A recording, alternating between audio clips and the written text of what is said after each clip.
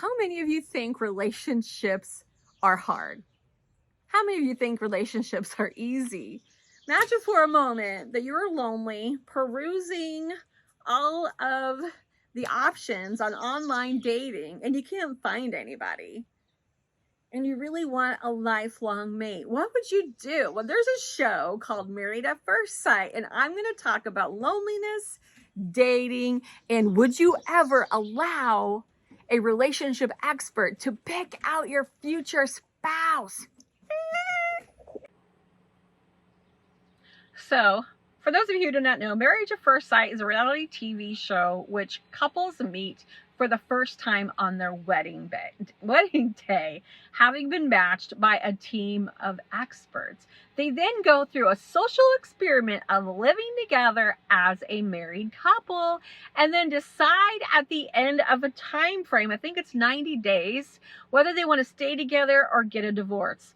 Let's take a look at what would make somebody apply for a show like this. I just can't imagine getting to that point where that's your only answer. So I think it starts with loneliness. Loneliness is a feeling of being alone, of course, isolated. It's often accompanied by a sense of emptiness or sadness.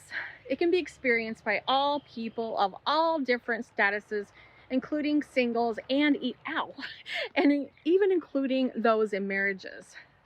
Singles may feel disconnected from others, especially during social gatherings or events that seem to be focused on families or couples.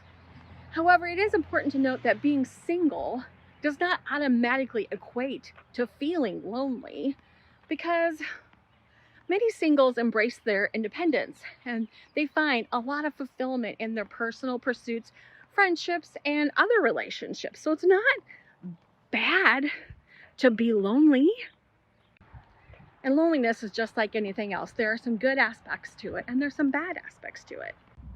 Marriage, on the other hand, is often seen as a solution to loneliness, as it is involving a committed partnership and you just get to share life experiences. Marriage can also provide an emotional support, companionship, and a sense of belonging, like you belong to somebody, which can elevate feelings of loneliness. It warmed up quick, so I needed to come into the car. So, in going towards the show again, I mean, people bring in their baggage. So when they match up couples, when they have all this emotional baggage that they have from other relationships, it can just be not so great, because the part of the dating scene, in my opinion, is to figure out a lot of those things. And you see in the show over and over and over again how everything is just so escalated because they need to figure each other out so they're not strangers anymore. So you'll see them having a lot of really, really great in-depth questions and conversations. And that part I like. And it got me to thinking about some of the couples counseling sessions that I do. When I ask some of the tough questions, it seems more often than not that the couples haven't had that type of conversation, or, they're afraid of having conversation that rocks the boat.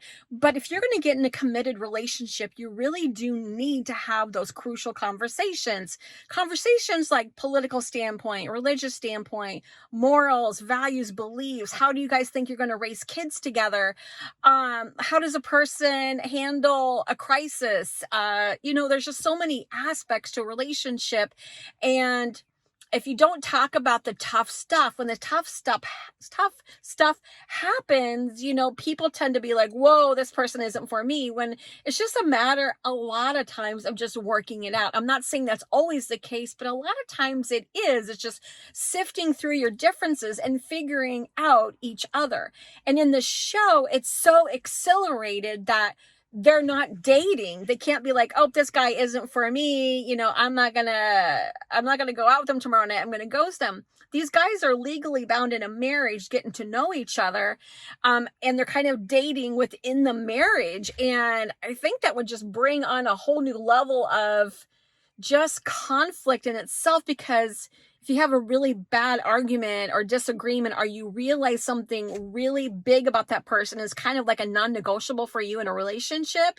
If you are married and you have that, it's not something that you can just take off and be like, hey, I'm not in this relationship anymore. Most marriages try to work through those differences, or what I see is people avoid those difficult conversations.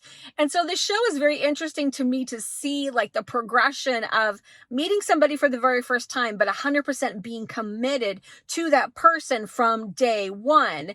But there's the cameras around. There's so much dynamics to that it just, to me, it doesn't feel like this is a very good way to start a relationship, is to meet as strangers. However, there are some couples in the show, when you see the end of the show and there's reunions, there are a lot of couples that surprise me and have made it through. And if you Google like the statistics of the success of this show, there are several couples that are still together.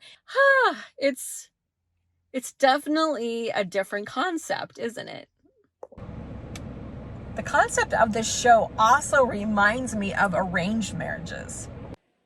So it is important to note that the show is very unique, as I'm sure you'll agree with me, and pretty unconventional approach to marriage. The couples involved in the show might not be an exact representative of real life marriages. The selection process, being on TV, having the cameras in your face, and the short timeline for making decisions can really impact whether or not they stay married or not. In real life, marriages varies depending on numerous factors as well, such as cultural norms, socioeconomic status, age of marriage, and individual circumstances. In general, marriages are really, really tough. Around 40 to 50% for first-time marriages. And the divorce rates have been declining in recent years. Duration of first marriages will end in divorce around 7 to 8 years. The age of marriage, studies have shown that marrying at a younger age is associated with a higher risk of divorce, and I can attest to that one. However, it is not necessarily true for all couples, as individuals and circumstances and just growing up plays a significant role. Another one is the factors in communication and commitment, shared values, financial stability, whether or not they have support from family or friends can also add to or take away the success of a marriage. So it's essential to recognize that circumstances and the dynamics of the show Married at First Sight is pretty different in real life marriages. Can we compare it? I'm not really sure. But anyway, there's some information about marriages and the show. And hit that thumbs up if you're still here.